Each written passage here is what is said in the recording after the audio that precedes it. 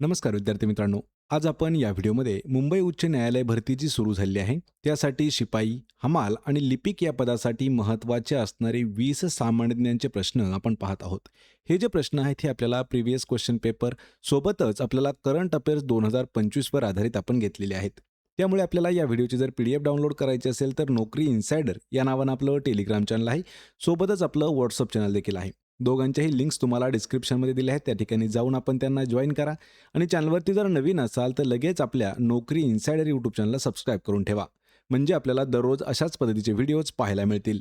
चला तर व्हिडिओला सुरुवात करूया. तर पहा, आपला प्रश्न पहिला आहे, उगवत्या सूर्याचा देश म्हणून कोणत्या देशाला ओळखले जाते? मित्रांनो, प्रश्नाचं जर उत्तर येत असेल तर 3 ते 5 सेकंदामध्ये प्रत्येक प्रश्नाचं उत्तर आपण कमेंट करून देत राहा. म्हणजे आपलं रिव्हिजन देखील याच व्हिडिओमध्ये होऊन जाईल. तर उगवत्या सूर्याचा देश म्हणजे कोणता देश आहे? उगवता सूर्य म्हणजे काय? सूर्य कोणत्या साईडला उगवतो? तर पूर्व साईडला. मग आपल्याला सांगायचं आहे की अति पूर्वेकडील देश आपल्याला कोणता असेल? तर या प्रश्नाचं योग्य उत्तर आहे पर्याय क्रमांक 1. तर जपान हे जे आहे हे उगवत्या सूर्याचा देश म्हणून जपानला ओळखलं जातं. पर्याय क्रमांक 1 आपलं या प्रश्नाचं उत्तर होईल. यानंतरचा प्रश्न आहे पहा, खालीलपैकी कोण महाराष्ट्र राज्याचे नवनियुक्त राज्यपाल आहेत? यावरती सर्वात मोठं कन्फ्युजन आहे पहा मित्रांनो, कारण सप्टेंबर 2025 मध्ये राज्यपाल जे आहेत ते बदललेले आहेत. लक्षात ठेवायचे आहे की सध्याचे जे राज्यपाल आहेत तर सध्याचे राज्यपाल आहेत ऑप्शन क्रमांक 3. तर आचार्य देवव्रत हे जे आहेत हे महाराष्ट्राचे सध्याचे राज्यपाल आहेत. हे जे सी पी राधाकृष्णन होते तर हे सध्या उपराष्ट्रपती झालेले आहेत. तर त्यांचा पदभार जो आहे तो आचार्य देवव्रत यांनी सांभाळलेला आहे. पहा, सध्या कोण आहेत? आचार्य देवव्रत. आचार्य देवव्रत. त्याआधी कोण होते? C P Radhakrishnan. त्याआधी कोण होते? रमेश बैस. पहा, रमेश बैस. आणि त्याआधी होते भगतसिंग कोश्यारी. तर या प्रश्नाचं उत्तर काय होणार आहे? ऑप्शन क्रमांक 3. प्रश्न क्रमांक 3 आहे, लोकसभेच्या पहिल्या महिला सभापती म्हणून कोणाची नियुक्ती करण्यात आली आहे? मित्रांनो, हा देखील प्रश्न थोडासा महत्त्वाचा आहे पहा. पहिली महिला यावरती आपल्याला हा प्रश्न विचारला जाऊ शकतो. तर लोकसभेच्या पहिल्या महिला सभापती कोण आहेत? तर या प्रश्नाचं उत्तर होईल पर्याय क्रमांक 2. तर मीरा कुमार ह्या ज्या आहेत ह्या लोकसभेच्या पहिल्या महिला सभापती होत्या. पर्याय क्रमांक 2 आपलं या प्रश्नाचं उत्तर होईल. यानंतरचा प्रश्न आहे, अवकाळी पावसाला नैसर्गिक आपत्ती म्हणून घोषित करणारे राज्य खालीलपैकी कोणते आहे? यावर आपल्याला 2 प्रश्न विचारले जाऊ शकतात. पहिला प्रश्न असाच विचारला होता की कोविडसाठी जे लॉकडाऊन सुरू केलं ते पहिलं राज्य कोणतं होतं? पण या ठिकाणी प्रश्न विचारलाय की अवकाळी पावसाला नैसर्गिक आपत्ती म्हणून घोषित करणारं राज्य कोणतं ठरलं आहे? तर या प्रश्नाचं अचूक उत्तर होईल पर्याय क्रमांक 1. तर ओडिसा हे जे राज्य आहे हे पावसाला किंवा अवकाळी पावसाला नैसर्गिक आपत्ती म्हणून घोषित करणारं राज्य ठरलं आहे. ऑप्शन क्रमांक 1 आपलं उत्तर होईल. प्रश्न क्रमांक 5 आहे, रामचरितमानस या अवध भाषेतील साहित्याची निर्मिती खालीलपैकी कोणी केली आहे? आत्तापर्यंत आपल्याला 2 वेळा हा प्रश्न जशास तसा विचारण्यात आला होता. रामचरितमानस या अवध भाषेतील साहित्याची निर्मिती किंवा निर्माता कोण आहे? तर याचे निर्माते आहेत पहा, पर्याय क्रमांक 2. तर तुलसीदास यांनी ते लिहिलेलं आहे. पर्याय क्रमांक 2 आपलं उत्तर होईल. यानंतरचा प्रश्न आहे, आर्थिकदृष्ट्या मागास प्रवर्गाला त्याला आपण EWS म्हणतो. तर EWSला किती टक्के आरक्षण देण्यात आलेलं आहे? सर्वात महत्त्वाचा प्रश्न आहे. आत्तापर्यंत आपल्याला 2 वेळापेक्षा जास्त विचारण्यात आला आहे. EWS इकॉनॉमिकल विकर जे आहे यांना किती टक्के आरक्षण देण्यात आलेलं आहे?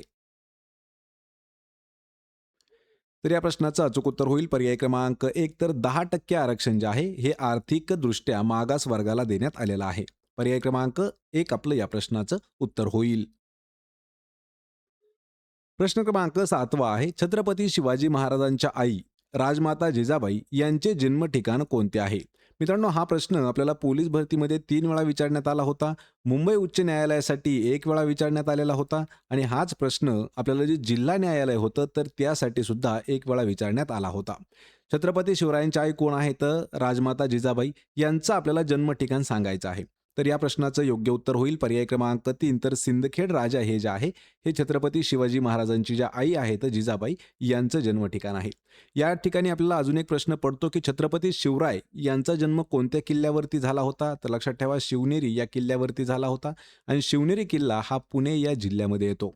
आणि हे जे सिंदखेड राजा जे आहे, हे बुलढाणा या जिल्ह्यामध्ये येत आहे. पर्याय क्रमांक 3 आपलं या प्रश्नाचं योग्य उत्तर होईल.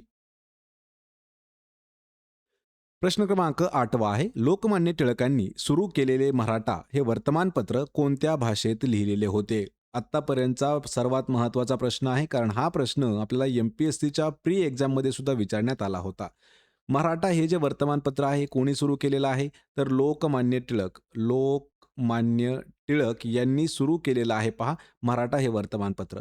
याची भाषा कोणती होती? तर लक्षात ठेवायचं आहे ऑप्शन क्रमांक 1 तर मराठा जे हे आहे वर्तमानपत्र, हे इंग्रजी या भाषेमध्ये सुरू केलं होतं.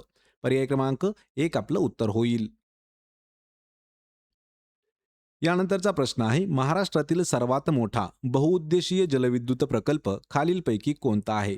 सर्वात कन्फ्यूज करणारा हा प्रश्न आहे, पण ज्यावेळी आपण गुगल करतो तर त्यावेळी हा प्रश्न वेगळा येतो आणि लक्षात ठेवायचे की ज्यावेळी परीक्षेला आलेला आहे त्यावेळी वेगळा आलेला आहे. तर महाराष्ट्रातील सर्वात मोठा बहुउद्देशीय जलविद्युत प्रकल्प जो आहे तर तो कोयना असणार आहे. पर्याय क्रमांक 2 आपलं या प्रश्नाचं योग्य उत्तर होणार आहे.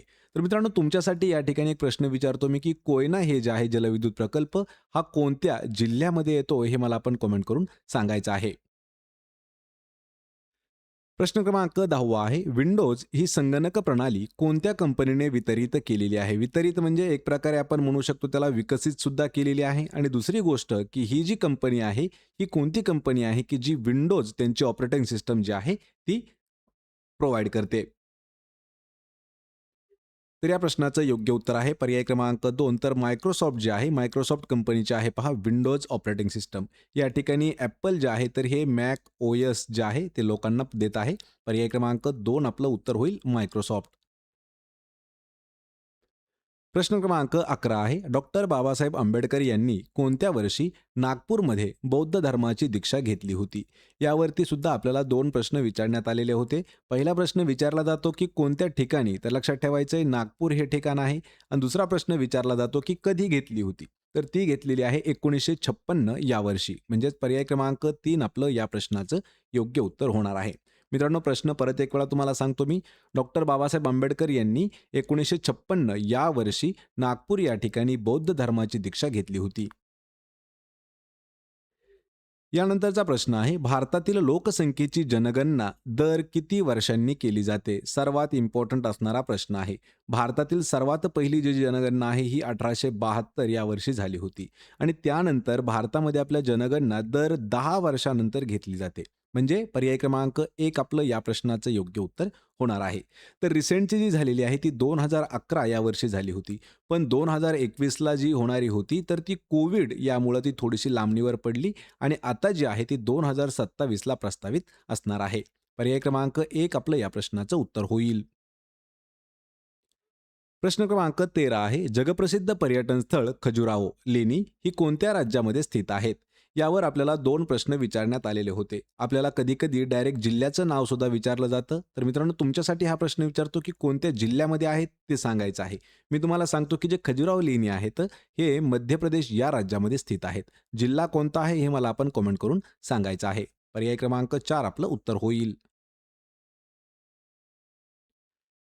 यानंतरचा प्रश्न आहे अनेकदा बातम्यांमध्ये उल्लेख केल्या जाणाऱ्या जागतिक व्यापार संघटनेचे मुख्यालय खालीलपैकी कोणत्या ठिकाणी स्थित आहे?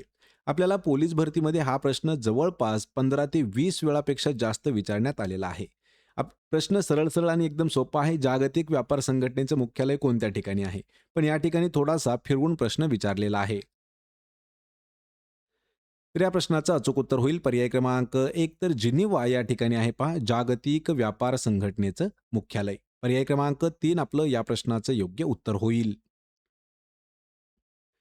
प्रश्न क्रमांक 15 आहे अनहॅपी इंडिया हे पुस्तक खालीलपैकी कोणी लिहिलेले आहे?